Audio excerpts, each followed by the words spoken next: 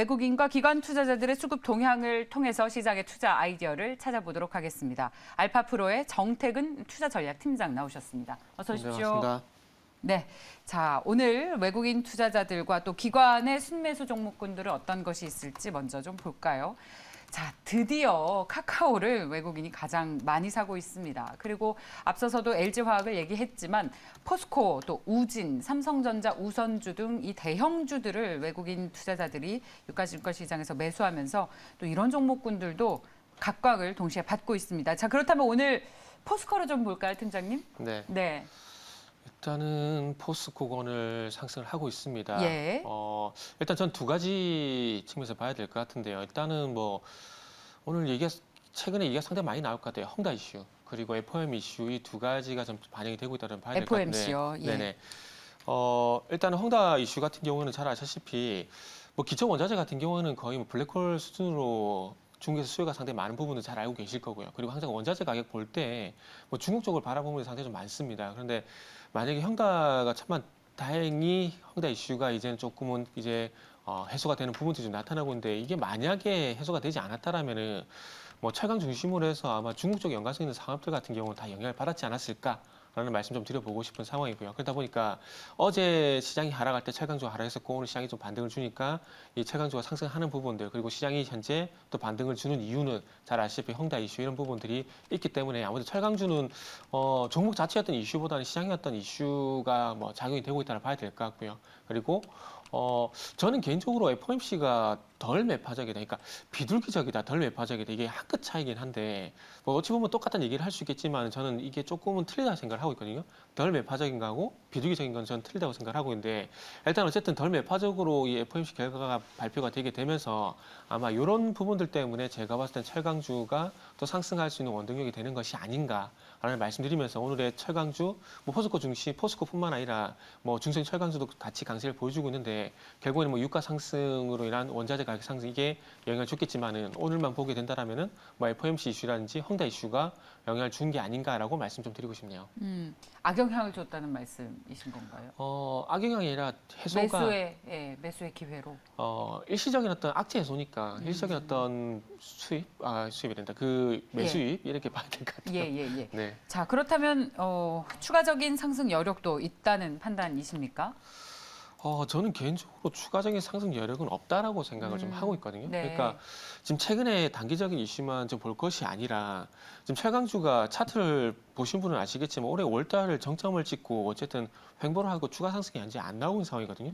그럼 이 이유가 원천적으로 해소가 돼줘야 철강주가 갈 수 있다는 이유가 될 수 있는데 그러니까 철강주가 안 좋다라는 것이 아니라 이전만큼 더 좋아질까, 이전보다 더 많이 더 좋아질까 여기서 접근을 좀 해야 된다는 거죠. 지금 뭐 증권가도 그렇고 많은 분들이 철강주 그리고 포스코의 어떤 실적이 3분기에도 좋을 것이라는 얘기가 나왔었고 그 이슈로 인해서 추석 전까지도 철강주가 상당히 잘 갔었습니다. 근데 결국에는 실적이 좋음에도 불구하고 최근 일주일 동안의 어떤 주가 흐름을 보게 되면 주가 꺾였다는 부분들을 보게 된다면은 실적 이슈보다는 어떤 원자재 가격 상승, 원자재 가격에 대한 이슈 이런 부분이 더 많이 좀 반영이 되고 있습니다. 실적으로 CRB 지수를 보시면 인플레이션 지수를 보시면 아시겠지만 이 상승폭이 최근에 상당히 많이 둔화가 됐습니다. 그러니까 상승 길고 상당히 많이 완만해졌다라는 거죠. 그러니까 완만해졌다라는 것은 물론 좋지만 이전보다 더 좋아질 것인가라는 관점에서 보게 된다면은 아닐 수 있다는 거죠. 그래서 사상 최대 실적은 나오겠지만은 전년 동기 대비해서 개선폭은 축소가 될 수 있기 때문에 아마 이런 영향 때문에 저는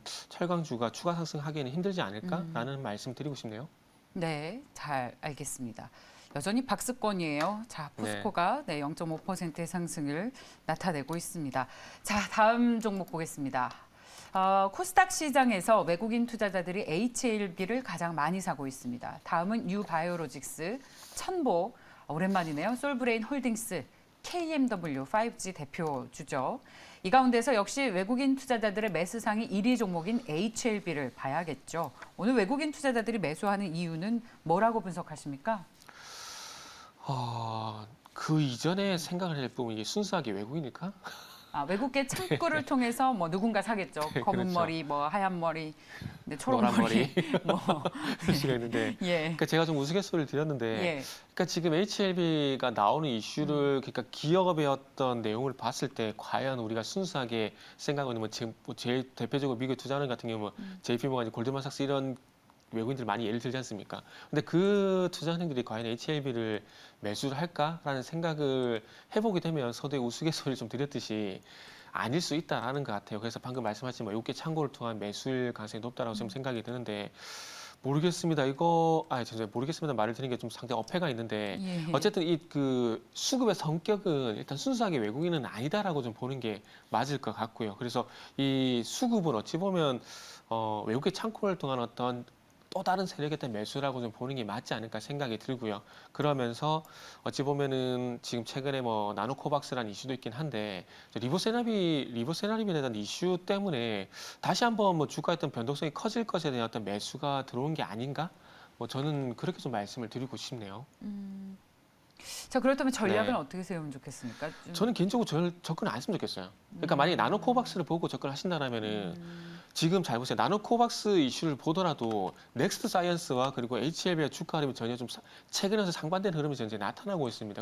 그렇기 때문에 나노코박스라는 이슈를 좀 보게 된다라면은 차라리 넥스트 사이언스 쪽으로 보는 게 맞지 않을까 좀 생각이 좀 들고 있거든요. 지금 화면에 보신 바와 같이 넥스트 사이언스 같은 경우는 계속해서 차트가 이제 우상향을 하고 있습니다. 물론 이 나노코박스의 어떤 연관성의 차이점 때문에 이런 현상이 좀 나타나고 있다고 생각을 하고 있는데 그런 측면에서 보게 된다라면 아무래도 조금은 HLB보다는 넥스트 사이언스가 나노코박스 이슈가 좀 더 긍정적으로 반영이 되고 있다 보는 게 맞고요. 그리고 이제 HLB 같은 경우는 리보세라핌에 대한 이슈를 좀 봐야 되는데 지금 삼상이 진행되고 있는 것으로 지금 확인이 되는데 결과에 대한 부분은 통계적 유의성 확보가 어떤 임상이든 가장 중요한 관건입니다. 그리고 효능에 대한 어떤 통계적 유의성 확보가 상당히 좀 중요하고요. 그래서 이런 부분들 같은 경우에 일단 표현 같은 경우는 뭐 코로나 백신보다는 조금은 아무래도 조금 성공률은 더 높지 않을까라는 측면에서 보게 되면은 조금은 그래도 50% 이상의 좀 긍정적인 부분을 좀 줄 수가 있을 것 같습니다. 그래서 예. 일단 HLB 같은 경우에 뭐 굳이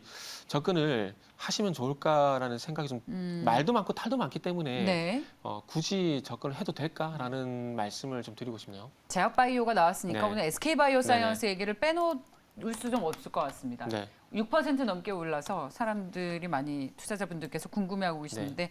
물론 뭐 윗꼬리를 달면서 탄력이 좀 둔화되고 있습니다만 백신 승인 가능성 기대감입니까? 그것도 있겠죠. 그것도 분명히.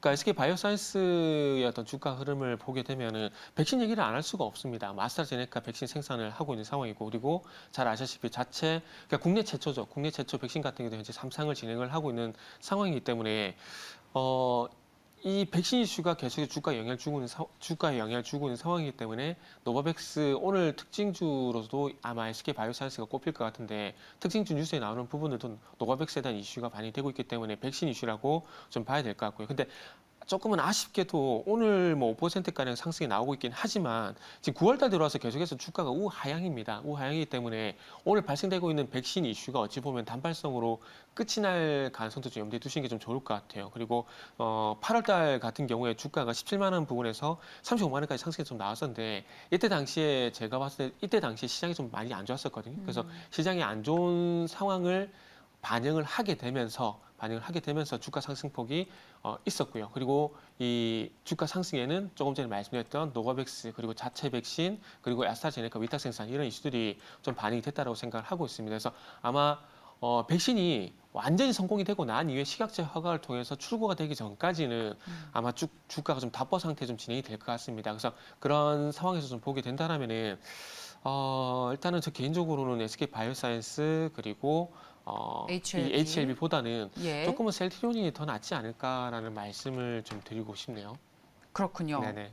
알겠습니다. 제약바이오주 해석은 참 쉽지가 않습니다. 의견도 많이 다르겠죠. 예, 맞습니다. 자, 참고하시고요. 다음 종목 보겠습니다. 자, 오늘 기관 투자자들의 동향을 좀 볼까요? 전반적으로 팔고 있는 와중에서도 10시 기준으로 크래프톤 가장 많이 사고 있고요. 다음 신한지주 그리고 LG화학은 외국인과 기관 동시에 쌍그리 매수입니다. 포스코케미칼 그리고 네이버를 사고 있는데 신한지주가 좀 궁금합니다. 왜 기관 투자자들이 매수하고 있다고 보십니까?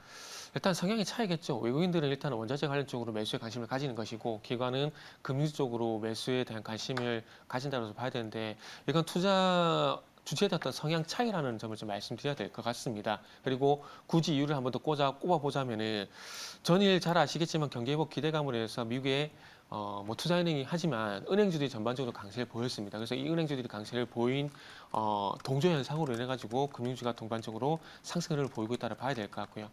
그래서 어찌 보면은 전반적으로 경기 회복에 대한 어떤 그 분모 이게 저는 가장 큰 이유라고 좀 말씀드려야 될 것 같습니다. 그리고 경기가 회복이 되게 되면은 당연히 시중의 어떤 유동성도 충분히 계속해서 말 그대로 유동성이 원활하게 돌아가고요. 그리고 경기 회복이 되게 되면 원자재 수요가 증가할 수밖에 없고, 그래서 이런 부분들을 좀 보게 돼야 될 것 같고요. 그리고 전반적으로 어떤 기업의 어떤 그 생산 여건이라든지 기업 활동 여건이 좋아지게 되면은 이 자금의 어떤 수요 증가 이런 부분도 좀 영향을 줄 수 있다라고 생각을 하고 있습니다.